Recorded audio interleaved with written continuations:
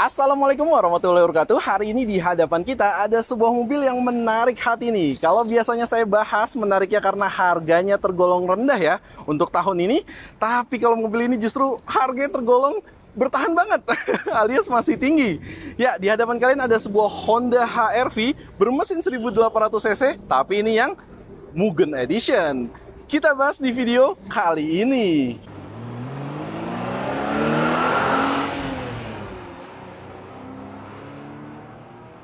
Highrider Revolutionary Vehicle alias HR-V pertama kali diluncurkan di Indonesia tahun 2014. Memiliki dua tipe, yakni tipe 1,5 yang mana ada 3 varian, tipe A, tipe S, dan juga tipe E, serta varian 1,8 dengan Prestige-nya. Sedangkan varian Mugen yang ada di hadapan kalian ini baru muncul di tahun 2016. HR-V dengan kode bodi RU ini memang menjadi HR-V yang pertama kali secara resmi dijual di Indonesia. Walaupun secara global HR-V itu memiliki generasi pertamanya dengan kode bodi GH, yang mana masuk ke Indonesia hanya saja melalui importir umum. Dan kode bodi RU ini dibangun menggunakan Global Smart Platform, ya platform yang sama dengan Honda Jazz dan City di saat itu.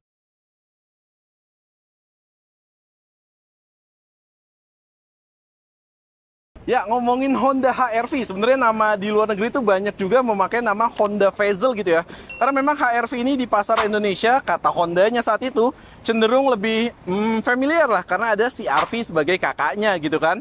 Dan ya, ini HR-V yang sebetulnya sama, yang dipasarkan di Indonesia, ada yang 1500 cc, kemudian ini 1800 cc, tapi ini ada sentuhan dari Mugennya, yang mana waktu barunya itu ngebuat harganya lumayan banget. Naik sekitar 26 jutaan gitu ya, wow. Yang mana HR-V menjadi tembus sampai 400 jutaan. Nah, kalau secondnya, nanti akan saya bocorkan harganya karena mobil ini juga sedang lagi dijual gitu ya. Dan seperti biasa, kita akan bahas dulu dari mulai fascia depannya terlebih dahulu. Yang pertama dari headlamp. Ya, headlamp basisnya 1800 sama saja. Advance sudah ada 2 proyektor dengan LED, serta ya yang lampu halogennya itu ada di lampu senjanya dan juga lampu seinnya. Serta di sini ada 1 buah DRL-nya.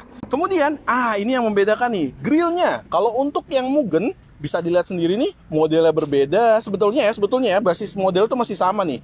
Nah, ini ada lekukan tajam yang mana nyambung. Cuma ini diberikan suasana dual tone gitu ya. Di bawahnya hitam, jadi seolah-olah menyatu dengan bumper bawah. Dan di atasnya silver. Yang mana ini sebetulnya beda nih. Kalau di Jepang sana, Honda Vezel itu dapetinnya grill Mugen yang mana logo Hondanya hilang. Jadi Mugen aja di tengah tuh. Jauh lebih keren sih. Kalau ini kan jadi dualisme gitu ya.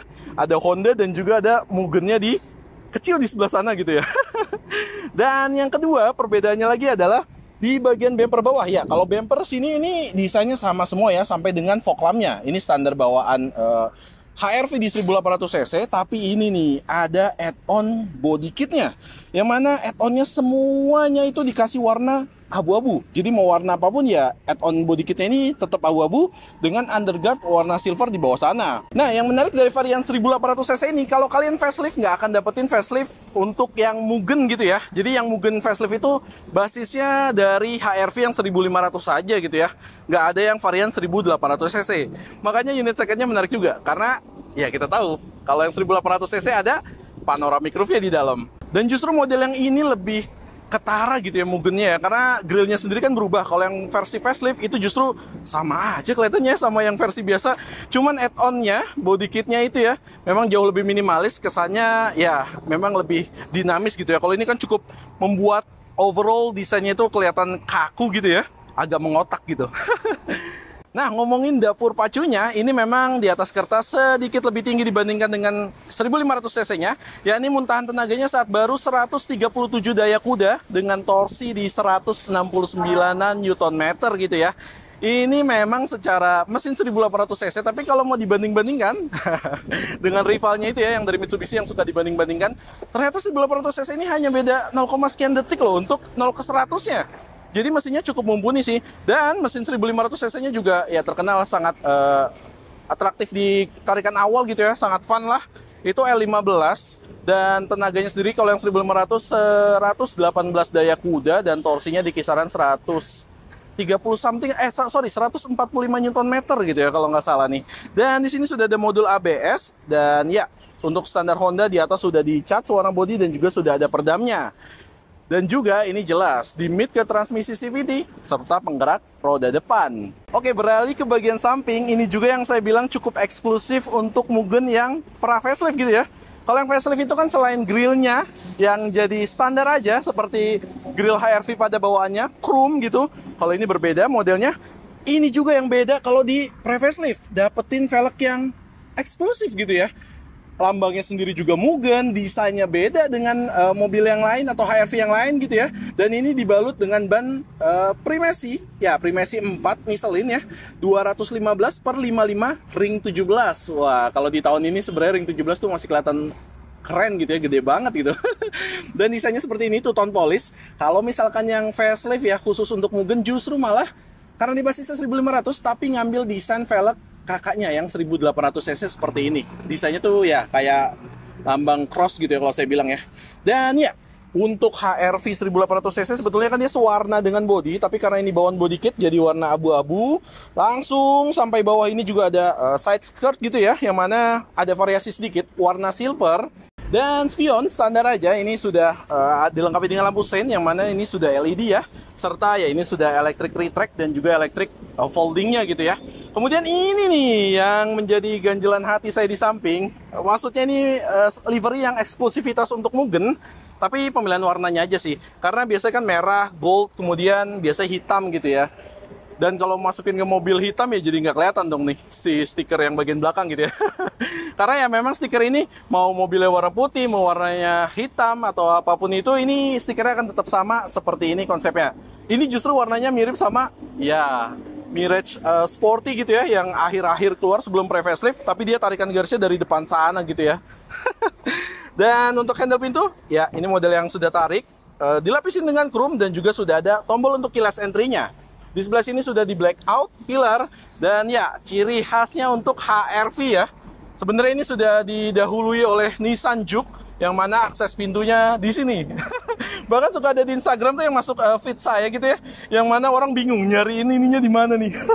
Nyariin untuk masuk gitu ya, padahal tinggal kita lihat di pilar ini ya, memang nggak umum ya gitu.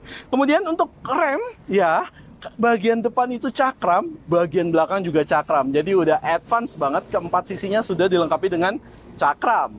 Nah, lanjut kita bahas untuk bagian belakang. Yang pertama di atas ada antena shark fin, kemudian ini ada spoiler yang mana ini standarnya Mugen. Balik lagi pembedanya.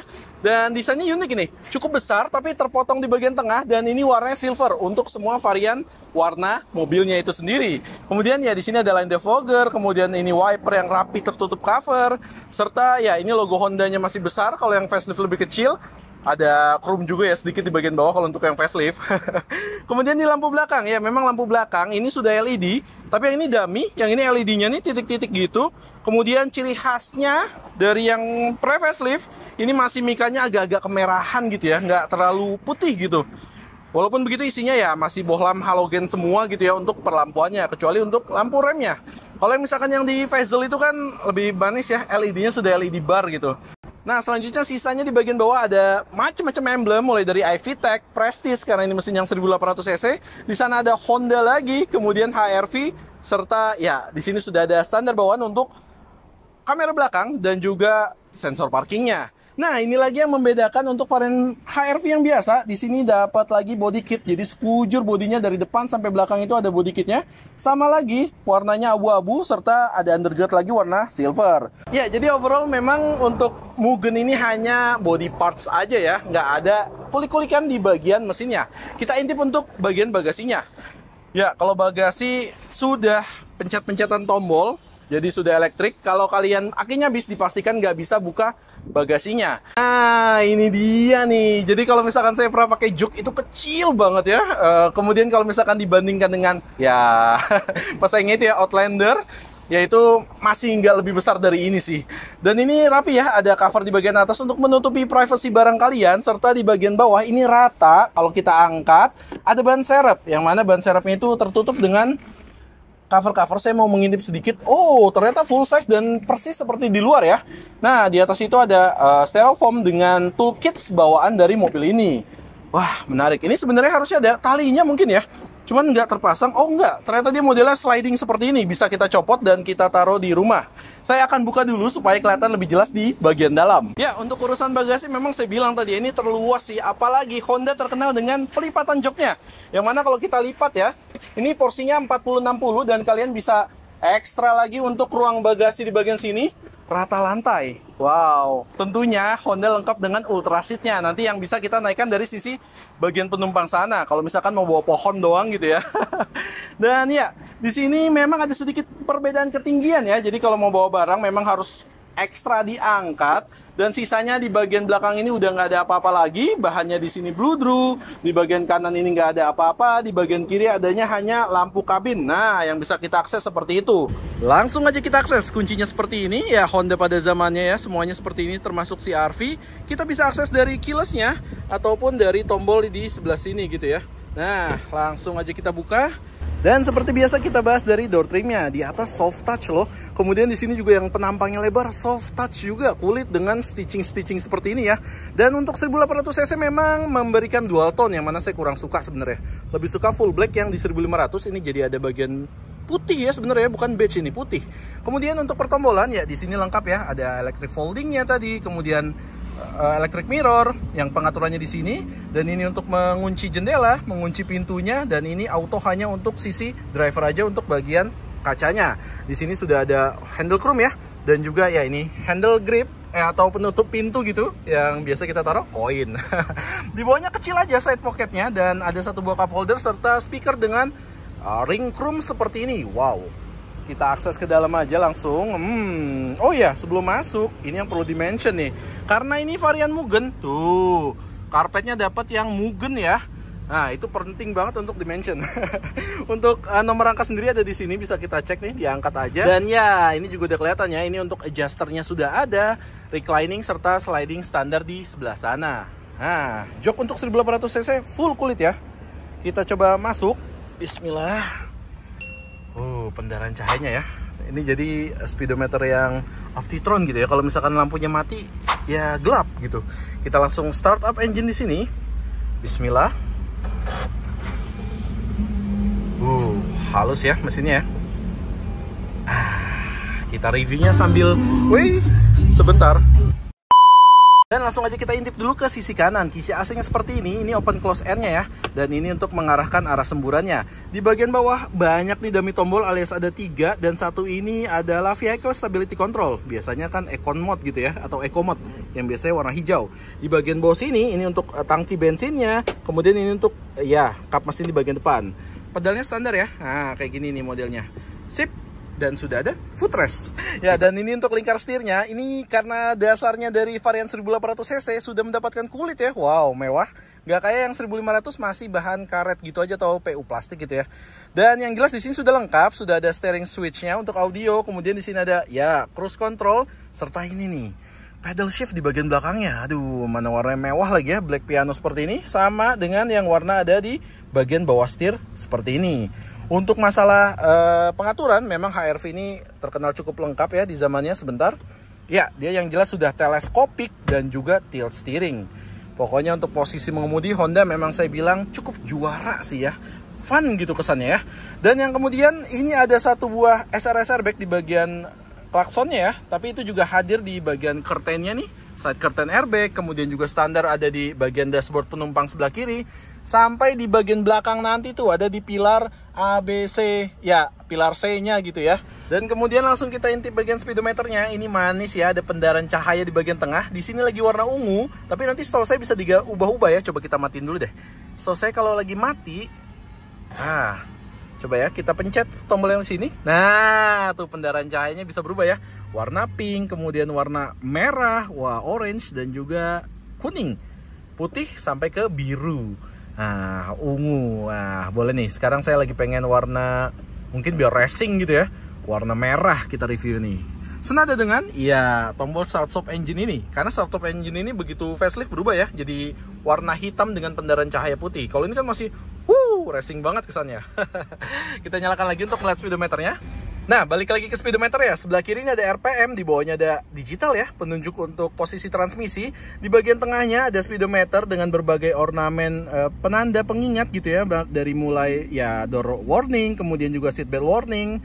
Dan di sebelah kanannya itu baru ada satu buah MID bulat. Ini mirip sih dengan Jazz dan lain-lainnya ya. Nah, di sini ada apa aja? Yang pertama di atas itu ada real time konsumsi BBM ya, bentuknya bar ya. Dan di bawahnya ada jam, kemudian average consumption BBM-nya, trip A-nya. Kemudian di bawahnya ada temperatur, serta yang paling bawah baru fuel gauge. Kalau diubah jadi ada trip B, kemudian ya diubah lagi bisa untuk pengaturan jam dan balik lagi. Gitu aja ternyata.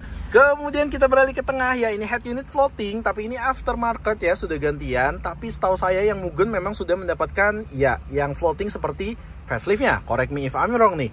Tapi yang jelas di sebelah kanannya ini ya uniknya sebelah kanan dan kiri ini seolah-olah ya kisi AC-nya nih ya nih. Tuh. Jadi seolah ini hanya untuk driver kanan dan kiri. Sedangkan yang sebelah kiri, nah ini khasnya si HR-V sih ya. Ada 3 buah hanya untuk satu orang penumpang di bagian depan. Tapi yang jelas katanya semburan tengahnya nggak terlalu kencang sih ya. Kemudian ini ya, masih ada soft touch yang mana sayangnya warna 1800cc ini saya kurang suka. Harusnya hitam aja kayak 1500cc-nya lengkap dengan stitchingnya. Dan kemudian ya di bagian bawahnya ada panel AC yang kalau kita nyalakan kontak dulu. Nah, full digital ya. Ini nggak enak sih sebenarnya. Secara tampilan ini looks good banget, enak banget kelihatannya. Wah, futuristik gitu ya. Tapi aslinya kalau diaktifkan itu sangat agak kikuk gitu ya. Karena bener-bener harus nengok ke bawah, nggak bisa asal taruh jari aja gitu ya. Dan satu lagi yang perlu dimention adalah seal plate Mugen ini, karena ini pengingat ya untuk kalian telah membayar 26 juta lebih mahal. Karena di bagian dalam nggak ada bedanya lagi selain karpet tadi tuh yang dapat Mugen seperti itu dengan seal plate yang sebelah sini. Dan ini ya transmisinya CVT. Memang CVT Honda saya jujur suka banget. Responsifnya beda deh dari CVT di zaman itu, merek lain gitu ya. Jadi rasanya cukup fun banget. Tetap aja walaupun memang nggak se akselerasi dari konvensional tentu, tapi ini udah cukup banget sih kalau untuk ukuran CVT di zaman itu. Nah, nggak lupa ini ya, ini yang saya suka banget waktu HR-V pertama kali muncul. Jadi desain dashboard tengah atau apa ya kita bilangnya, kompartemen tengah ini ya, yang mana memisahkan langsung dari kiri dan kanan. Ini seolah-olah kayak kokpit pesawat gitu ya. Dan juga bisa difungsikan sebagai kompartemen di bagian sininya tuh. Wah, bisa nyimpan barang sekaligus sebelah sininya. Iya, ada power outletnya nih buat ngecas gadget kita, tinggal ditaruh di bagian sini gitu kan. Asik banget. Dan ini masih berlanjut ya untuk soft touch-nya yang warna putih ini, mudah kotor sih memang. Dan ya untuk parking brake ini sudah elektrik, jadi tinggal tombol aja, serta ada brake hold-nya. Di bagian belakang, ini ada 2 buah cup holder yang mana yes kita bisa akses gitu ya. Kita lipat seperti ini, menghasilkan kompartemen yang jauh lebih dalam. Kalaupun bisa ditaruh botol minuman juga masih bisa, ataupun nyimpen barang yang lainnya gitu ya. Dan beralih ke belakang, ini ada armrest yang cukup proper karena tangan saya sih cukup. Kalau untuk aturan adjustable kursinya tuh yang paling bawah gitu ya. Kalau di atasnya sih nggak akan nyampe. Yang jelas ini cukup nyaman, dan kalau kita buka, masih ada kompartemen yang bisa menyimpan barang-barang yang lebih private lagi di mobil ini gitu ya. Selain itu, seperti biasa, kompartemen ada di glove box yang mana soft opening. Ya, plus di sini ada kabel seliwuran berkat ya penggantian head unit tadi gitu ya. Oh iya, tadi pengaturan bangkunya kan lengkap ya, hey adjuster. Cuman saya sih sukanya di yang paling rendah, jadi rasa-rasa sedan gitulah ya. Dan beralih ke bagian kiri ya, di situ ada seat belt yang masih bisa di-adjust, kemudian hand grip yang model retract, serta ya sun visor yang mana bagian penumpang maupun driver itu sudah ada vanity mirror dan lampu. Jadi memang favorit sini. Dan untuk yang 1800 bagus banget di tengah karena ini sudah ya bohlam LED. Bohlam, bukan bohlam, lampu LED. Jadi kesannya jauh lebih futuristik ya. Pas lah gitu dengan tahunnya. Di bagian tengah ini ada spion yang masih day night view, belum auto dimming gitu ya. Dan ini nih pertombolan ini kan yang kita suka kalau misalkan untuk HR-V yang 1800cc. Karena ini ada, ya ini udah saya buka sih sebenarnya, panoramic roof. Wow, sampai ke belakang. Tapi bukan hanya panoramic roof ya. Kalau kita buka, ini untuk covernya nggak kayak yang baru, nggak main puzzle. Dan kalau kita buka, ini juga sunroof. Jadi panoramic sunroof, asik banget ya, masya Allah. Pokoknya kalau di mobil ini seru banget sih ya. dapetin panoramic sunroof nggak perlu pakai puzzle-puzzlean kayak HR-V yang baru. Kita tutup lagi dulu supaya nggak terlalu banyak debunya. Dan langsung kita akses ke belakang. Ya, kalau untuk masalah door trim nih sama persis ya layoutnya kurang lebih. Bedanya cuma di power window-nya dan juga side pocketnya yang nggak ada cup holder kelihatannya tuh. Dan inilah dia joknya HR-V yang memang juara ya. Waktu itu nggak ada deh, mungkin sampai saat ini juga belum ada lagi. Karena ada pengaturan ini, ultra seatnya tuh. Yang mana ini aksesnya satu tangan aja saya bisa. Dan ini harus kita turunkan gitu ya untuk fungsi locknya. Hap, dan dia akan ya terkunci seperti ini. Kalau kalian bawa barang yang tinggi gitu ya, ini masih bisa banget digunain kayak gini nih. Kayak pohon gitu ya. Kalau dulu kan Karimun kotak iklannya saya ingat yang bawa-bawa pohon. Nah ini juga bisa kok. Dan kita taruh lagi. Dan sebelum masuk sama, ini juga masih kulit. Saya lebih suka yang 1500 cc nya gitu ya, yang mana paduan dengan fabriknya di bagian tengah gitu. Ya langsung aja kita akses untuk ke bagian belakangnya ya. Nah ini lihat nih, posisi depan sih emang egois sih sebenarnya. Tapi yang jelas ini aja masih ada 5 lebih 7 jari mungkin. Wow. Selain itu kaki kita masih bisa masuk ke depan. Dan akomodasi nggak lupa di sini ada 1 buah armrest. Jadi memang wajar sih ya, HR-V yang generasi ini pun masih jadi pilihan. Karena memang masih nyaman banget. Memang untuk pengaturan belakang nih ya, ini yang agak kurang nih. Karena sandaran joknya itu hanya bisa sekali gitu. Andai bisa 2 step gitu lebih asik lagi. Nah kalau 1 step yang agak rebah, ya cukup rebah. Tapi memang bagi saya kurang relax gitu ya. Jelas, tapi ini udah mendahului Outlander yang pre-facelift belum bisa direbahkan sama sekali. Nah kemudian di bagian tengah ini ada tunneling sedikit, walaupun ini penggerak roda depan, tapi masih nyaman banget karena nggak terlalu tinggi. Serta di sini ada ya cup holder 1 buah dan akomodasi seat back pocket nggak lupa di bagian kanan dan juga kirinya sini ya. Beralih ke bagian belakang ya, untuk keamanan tadi ya di sini ada side curtain airbagnya serta ya seatbeltnya rapi, datangnya dari pilar C seperti ini gitu ya. Kemudian di bagian sini headrest memang hanya ada di kanan dan kiri, jadi bagian tengah nggak ada headrestnya. Ini adjustable jelas, serta di bagian atasnya ya ini dia nih, lampunya sudah LED. Wow, mewah memang ya.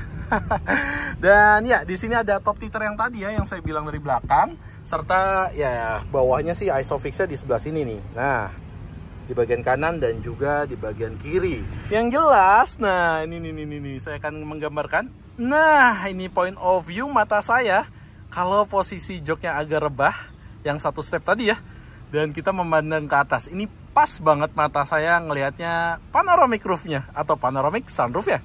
Asik banget ya kan? Masya Allah. Oke, saya akan coba ya di sekitaran tempat jual beli mobil ini aja gitu ya. Karena memang area terbatas, tapi yang jelas HR-V ini sering saya pakai waktu zaman kuliah dulu. Teman saya kebetulan pakai HR-V dan memang feelingnya fun banget gitu ya. Dan ini merupakan sebuah opsi yang biasanya kita Honda Compact itu dulu Jazz. Nah ini opsi untuk versi tingginya gitu. Jadi Jazz aja udah sangat laris. Bagaimana lagi dengan adanya HR-V ini yang jelas sangat nikmat banget deh mobil ini. Memang ini basisnya betul-betul Honda Jazz gitu ya. Tuh tarikan HR-V tuh ya kalau di awal. Nih saya tuh mau ngasih tahu sedikit untuk tarikan awalnya dari Honda HR-V ini gitu ya. Dan kalau untuk posisi mengemudi Honda udah nggak usah ditanya lagi, beneran. Kalau di Jepang saya masih sejauh ini ya, kecuali Mazda dikecualikan, itu masih megang Honda banget sih untuk posisi mengendaranya. Nyaman juga masih dapet, tapi istilahnya kalau bagi saya adalah driver oriented gitu ya. Enak banget deh untuk si drivernya. Makanya fun to drive banget mobil-mobil Honda gitu rata-rata. Ini aja belum saya atur ternyata untuk teleskopiknya, tapi udah cukup nyaman. Oke, ini akan saya coba agak tarik sedikit ya. Tadi udah minta izin sih katanya boleh. Dan ya, tuh lihat tuh CVT-nya Honda. Asik banget. Seriusan asik banget buat CVT Honda ini ya. Aduh. Gimana coba ya ngerasain Matic CVT yang tarikannya kayak gini. Saya rasa di tahun itu memang nggak ada sih. Pakai punya Nissan itu super lemot, serius. Jadi saya waktu itu pernah pakai Juke dan rasanya memang bener-bener lemot banget gitu. Kemudian untuk visibilitas ya, memang kaca depan cukup landai ya, dan kanan kirinya nggak terlalu lebar, tapi bagi saya cukup aja. Saya cukup suka dengan posisi yang begini. Ini memang rasa-rasa crossovernya lebih ke arah sedan gitu ya. Apalagi memang masih terbawa sih aura Jazz-nya di sini. Tapi kalau ngeliat dashboard jelas ini HR-V gitu kan. Kita coba lagi. Memang kalau bawa mobil ini tuh serunya agak ditarik tuh. Ya Allah, tarikan awalnya seru banget. Cuman memang khas Honda ya. Sekali lagi ini khas Honda dari zaman dulu. Saya pakai CR-V Gen 3 sama aja. Jadi masalah kekedapan kabin, terutama untuk road noise gitu ya, itu masuk kalau misalkan kalian bawa mobil ini. Duh, jadi memang rasanya enak banget ya narik mobil ini. Apalagi yang 1800 cc ini ada pedal shift. Nanti kalian bisa rasakan tuh kalau di jalanan bebas hambatan pakai pedal shift dan agak ditarik, itu enak banget HR-V. Oh ya, dan juga terakhir masalah bantingan suspensi. Jadi waktu dulu itu saya ingat bantingannya termasuk yang nyaman ya, tapi memang agak sedikit stiff. Ya justru karakter itu sih yang sangat ngangenin di Honda HR-V ini ya. Karakter yang sporty tapi masih bisa memberikan kenyamanan dibandingkan terlalu empuk tapi ajrut-ajrutan gitu kan. Ya, nah sambil menikmati langit senja langsung aja kita recap untuk Honda HR-V ini. Jadi setelah saya coba lagi, mengingat memori lagi, saya paham sih kenapa Honda HR-V ini menjadi salah satu pilihan yang masih digemari di pasar secondnya ya. Walaupun sudah ada varian barunya gitu atau generasi terbarunya. Karena memang dari segi akomodasi, kemudian fun to drive berkendara ya, kenyamanan sampai ke tenaga mesin. Baik yang 1800 cc maupun yang 1500 cc itu masih juara di kelasnya menurut saya. Terlebih lagi CVT-nya yang responsif, tapi juga CVT itu menghadirkan rasa berkendara yang halus serta ya konsumsi BBM yang irit dibandingkan Matic konvensional. Nah, jadi kalau kalian pengen HR-V dan tampil beda dari bawaan lahir, bisa banget pilih yang varian Mugen ini ya, karena eksteriornya sudah cukup di dress up. Dan yang seperti saya bilang tadi, ini harga opennya itu di 245 juta. Jadi mobil ini lagi keadaan dijual ya, 245 juta, nego tipis dengan pajak yang di kisaran 5 juta untuk daerah Depok dan sekitarnya. Wah, oke kalau gitu sekian aja reviewnya. Terima kasih telah menonton dan jangan lupa untuk diklik like, di komen serta di subscribe. Dan jangan lupa juga untuk follow sosial media saya yang lain di Instagram serta TikTok @brodan.id. Terima kasih telah menonton dan wassalamualaikum warahmatullahi wabarakatuh.